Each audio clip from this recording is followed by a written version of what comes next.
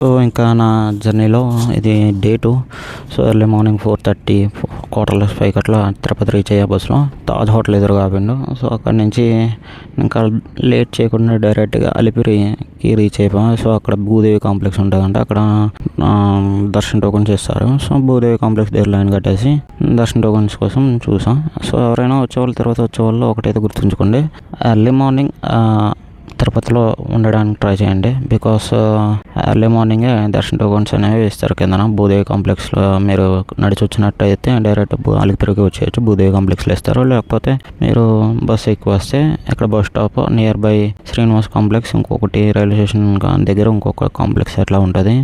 So, అక్కడ తీసుకొని so అవి అక్కడ బస్ స్టాప్ కానీ రైల్వే స్టేషన్ కొంచెం నియర్ బై ఒక 1 కిలోమీటర్ 1/2 కిలోమీటర్ అట్లా డిస్టెన్స్లో ఉంటాయి. సో, అక్కడైతే అక్కడ తీసుకోండి. లేదంటే అలిపిరికి వచ్చేసి భూదేవి కాంప్లెక్స్లో తీసుకోండి. అండ్ ఎర్లీ మార్నింగ్ వచ్చినట్లయితే మీకు టోకెన్స్ అనేవి దొరుకుతాయి. లేకపోతే ఇంకా ఫ్రీ దర్శనంలో కొంచెం ఎక్కువసేపు టైం పడుతుంది. మీద డైరెక్ట్గా వెళ్ళిపోతాయి టోకెన్స్ లేకపోతే. సో, అట్లా దర్శన టోకెన్స్ అయితే తీసుకున్న తర్వాత ఫస్ట్ అయితే లగేజ్ మీదగా పంపించేసాను. బికాస్ ఆ లగేజ్ అంతా ఉంచి నేను ఫ్రెష్ అప్ అవ్వడం కొంచెం కష్టం అవుతుంది. సో, అక్కడ లాకర్స్ కూడా లేవు.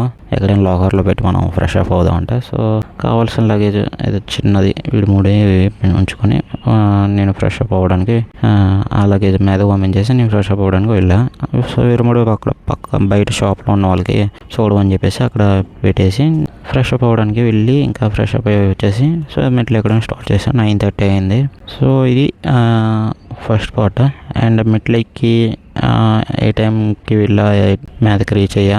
అండ్ నెక్స్ట్ 2 days తిరుపతిలోనే ఉన్నా. సో, అక్కడ ఏం చేశాను అన్నది నెక్స్ట్ రీల్స్లో చూద్దాం.